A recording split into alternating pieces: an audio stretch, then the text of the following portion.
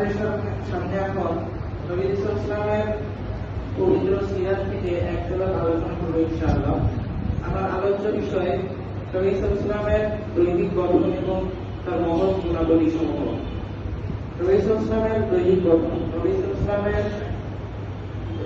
চেহারা ছিল চাঁদের মতো সুন্দর আলোকময়, দেহের রং ছিল লাবণ্যময় উজ্জ্বল, উচ্চতা ছিল মাঝারি গঠনের, মাথা মোবারক ছিল তুলনামূলক বড় ও সুন্দর, তার চুলগুলো ছিল হালকা কোঁকড়ানো, দাড়ি মোবারক ছিল ঘন ও সুন্দর।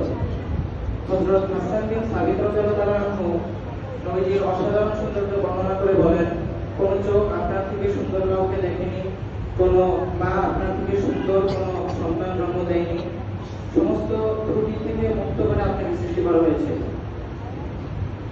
মনে হয় আপনি আপনার পছন্দ মতো সৃষ্টি হয়েছেন। নবী ইসলামের মহৎ গুণাবলী। আত্মীয়তা। নবী ইসলাম আত্মীয়তার বন্ধন রক্ষা ও পরস্পর মিলেমিশে থাকার গুণে সর্বাধিক গুণান্বিত ছিলেন। চরম বিরোধীদের সঙ্গেও তিনি আত্মীয়তার সম্পর্ক বজায় রেখে চলেছেন।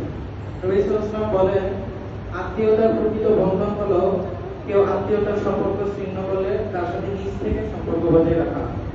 মানবতা। নবুয়তের আগে পরে সবসময় নবী ইসলাম ছিলেন মানবতার অগ্রদূত। নবুয়তের পূর্বে নবীজির চাচা আবু তালেবকে ব্যবসার কাজে সহযোগিতা করতেন এবং বিভিন্ন কাজে সহযোগিতা করে চাচার কষ্ট লাঘব করতেন। ঘরের কাজে বিবিদেরকে সহযোগিতা করতেন, তিনি মানুষের বোঝা হালকা করতেন। নবী ইসলাম বলেন,